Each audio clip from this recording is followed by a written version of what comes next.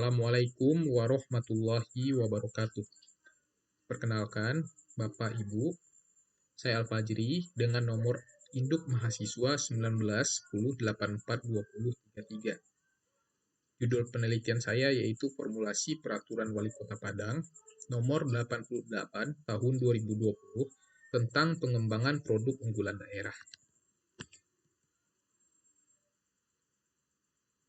Latar belakang dari penelitian ini yaitu industri kecil dan menengah merupakan kekuatan strategis dan penting dalam pembangunan ekonomi Indonesia, karena kemampuan IKM dalam menyerap tenaga kerja dan kontribusinya terhadap produk domestik bruto. Menyadari betapa pentingnya peran IKM, hampir semua pemerintah di negara berkembang, termasuk Indonesia, selalu berupaya untuk mengembangkan IKM, karena pengembangan industri berskala kecil merupakan upaya untuk mengembangkannya menjadi industri yang lebih lanjut. Artinya, apabila industri kecil dan atau menengah naik ke tingkat berikutnya, tentu saja dapat lebih banyak menyerap tenaga kerja serta menambah PDB bagi Indonesia. Sebagai pengejawantahan dari pentingnya penumbuhan dan pengembangan IKM, maka pemerintah menaruh perhatian yang amat besar terhadap IKM. Perhatian itu dapat dilihat dari produk kebijakan yang diantaranya dimasukkan IKM ke dalam visi pembangunan nasional jangka panjang tahun 2005 sampai 2025. Lalu, Peraturan Presiden Nomor 28 Tahun 2008 tentang Kebijakan Industri Nasional. Kemudian, Undang-Undang Nomor 3 Tahun 2014 tentang Perindustrian.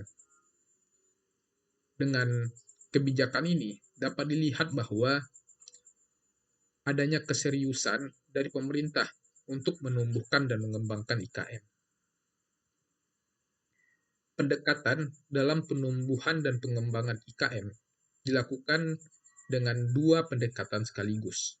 Yang pertama, top-down, melalui pasal 2 Peraturan Presiden Nomor 8 Tahun 2008 tentang Kebijakan Industri Nasional, yang memerintahkan kepada Menteri Perindustrian untuk menyusun dan menetapkan peta panduan pengembangan klaster industri prioritas dari hasil pemetaan yang terdiri dari 35 industri prioritas yang telah dipilih. Kemudian pendekatan bottom-up, melalui pasal 3 ayat 1 Peraturan Presiden Nomor 28 Tahun 2008 menyebutkan pemerintah kabupaten atau kota menyusun peta panduan pengembangan kompetensi inti industri kabupaten kota. Lalu, pasal 14 Undang-Undang Nomor 3 Tahun 2014 tentang perindustrian yang menyebutkan percepatan penyebaran dan pemerataan pembangunan industri ke seluruh wilayah di Indonesia dilakukan oleh pemerintah dan atau pemerintah daerah. Ayat 2 pasal 14 tersebut menyebutkan peningkatan daya saing industri berlandaskan keunggulan sumber daya yang dimiliki oleh daerah. Mengapa demikian? Karena era globalisasi telah menyebabkan para pelaku industri bersaing di pasar bebas, sehingga perlu langkah-langkah untuk mengembangkan produk unggulan daerah yang ada di setiap daerah yang ada di Indonesia. Oleh sebab itulah, pemerintah dalam hal ini melalui Menteri Dalam Negeri mengeluarkan Peraturan Menteri Dalam Negeri Nomor 9 Tahun 2014 tentang pedoman pengembangan produk unggulan daerah, yang mana kebijakan ini berisikan pedoman kepada pemerintah daerah, dan masyarakat dalam mengembangkan produk unggulan daerah melalui perencanaan, pengorganisasian, pembiayaan, pengawasan, pengendalian, serta evaluasi kegiatan. Alasan pemilihan lokus Kota Padang, karena tidak dimasukkannya produk unggulan daerah pada isu strategis di RPJMD tahun 2014-2019 dan RPJMD Kota Padang tahun 2019-2024 dan RPIK Kota Padang tahun 2019-2039. Padahal, di dalam Peraturan Menteri Dalam Negeri Nomor 9 Tahun 2014 tentang pedoman pengembangan produk unggulan daerah, memerintahkan kepada pemerintah daerah untuk menuangkan pengembangan produk unggulan daerah dalam dokumen perencanaan daerah. Kemudian, jika kita melihat bagaimana realitas dari distribusi persentase PDRB Kota Padang tahun 2014 sampai 2019, ADHB dan ADHK menurut lapangan usaha yang menunjukkan telah terjadinya deindustrialisasi di Kota Padang. Sebenarnya, pada tahun 2015, pemerintah Kota Padang telah mengeluarkan Keputusan Wali Kota Padang Nomor 566 Tahun 2015 tentang produk unggulan Kota Padang, yang dimana berisikan 3 produk unggulan daerah Kota Padang, yaitu keripik balado, rendang tuna, dan rendang daging. Akan tetapi, penetapan dari ketiga produk unggulan daerah ini dinilai tidak cukup untuk mengembangkan produk unggulan daerah Kota Padang. Salah satu alasannya adalah karena tidak adanya kebijakan tambahan yang bertujuan untuk mengembangkan produk unggulan daerah tersebut. Fenomena empiris teoritis. Berserang 5 tahun setelah keputusan Wali Kota Padang nomor 566 tahun 2015, baru dikeluarkan kebijakan pengembangan produk unggulan daerah melalui Peraturan Wali Kota Padang nomor 88 tahun 2020 tentang pengembangan produk unggulan daerah. Hasil observasi awal yang peneliti lakukan menunjukkan bahwa adanya kesalahan terhadap pengusul Peraturan Wali Kota nomor 88 tahun 2020 tentang pengembangan produk unggulan daerah ini. Karena di dalam website CDIH Kota Padang, yang menjadi pengusul adalah Dinas Pertanian Kota Padang. Akan tetapi, setelah peneliti coba tinjau ke lapangan, ternyata yang menjadi pengusul bukanlah Dinas Pertanian, melainkan Dinas Tenaga Kerja dan Perindustrian Kota Padang. Selain itu, ketika peneliti mencoba untuk mencari tahu kepada target kebijakan, mereka semua tidak mengetahui bahwa adanya kebijakan yang dapat mengakomodir produk yang mereka jual. Selain itu juga adanya sikap pesimis dari target kebijakan terhadap kebijakan yang selama ini telah dilakukan oleh pemerintah Kota Padang. Lalu, bagaimanakah dengan Peraturan Wali Kota Padang nomor 88 tahun 2020? Apakah peraturan tersebut sesuai dengan teori formulasi kebijakan? Mengingat apa yang telah terjadi terhadap target kebijakan. Oleh sebab itu, peneliti di sini memberikan rumusan masalah bagaimana formulasi Peraturan Wali Kota Padang nomor 88 tahun 2020 tentang pengembangan produk unggulan daerah terhadap produk unggulan daerah Kota Padang.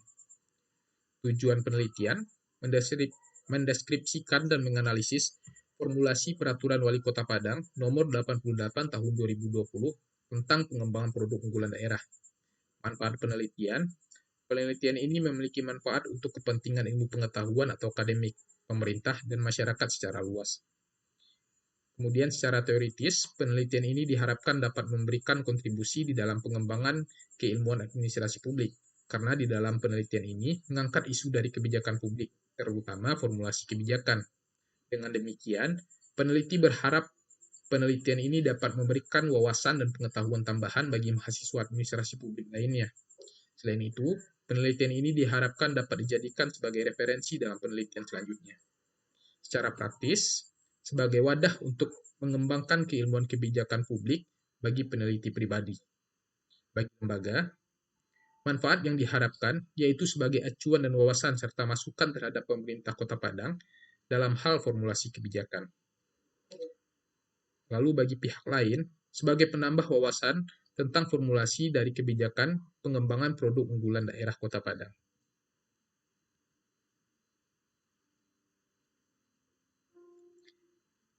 Di dalam penelitian ini, peneliti menggunakan beberapa penelitian terdahulu sebagai acuan, di antaranya penelitian yang dilakukan oleh Nugroho dan kawan-kawan, Zulfikar dan Jumiati, lalu Subadu dan Munaf. Ketiga penelitian ini sama-sama mengangkat isu formulasi kebijakan. Sama halnya dengan yang peneliti coba angkat di dalam penelitian ini. Kemudian, ada penelitian yang dilakukan oleh Michael Leo Eris yang menggunakan teori yang sama dengan yang peneliti gunakan, yaitu teori formulasi kebijakan model Patton-Savicki. Mengapa peneliti mencoba untuk menggunakan teori formulasi kebijakan model Patton-Savicki? Karena teori yang Patton-Savicki gambarkan atau jelaskan sesuai dengan realitas yang peneliti temukan di lapangan.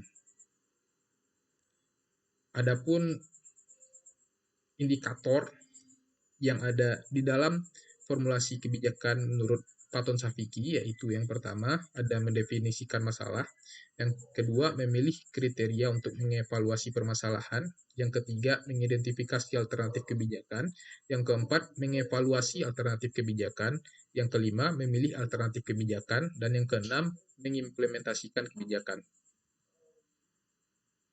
Skema pemikiran dimulai dari Peraturan Menteri Dalam Negeri Nomor 9 Tahun 2014 tentang pedoman pengembangan produk unggulan daerah.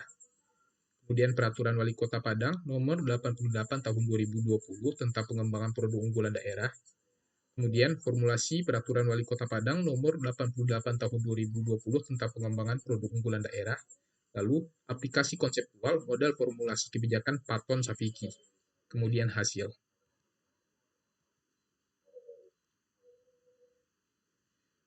Pendekatan penelitian yang peneliti gunakan di dalam penelitian ini yaitu kualitatif dengan tipe penelitian deskriptif. Teknik pengumpulan data dilakukan dengan wawancara, dokumentasi, dan observasi.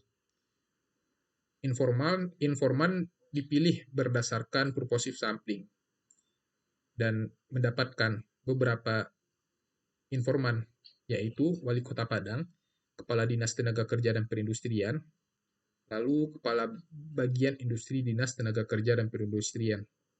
Untuk proses penelitian, itu mencari topik penelitian, melakukan riset awal, melakukan wawancara, observasi, dan dokumentasi, lalu merumuskan masalah penelitian.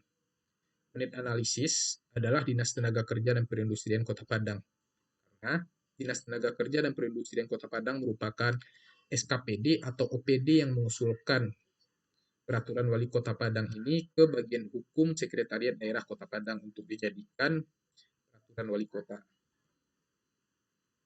Teknik analisis data dilakukan dengan mengumpulkan data, reduksi data, penyajian data, penarikan kesimpulan, atau memverifikasi. Triangulasi keabsahan data dilakukan dengan triangulasi sumber data. Sekian, terima kasih presentasi dari saya. Mohon maaf apabila ada kesalahan. Terima kasih. Assalamualaikum warahmatullahi wabarakatuh.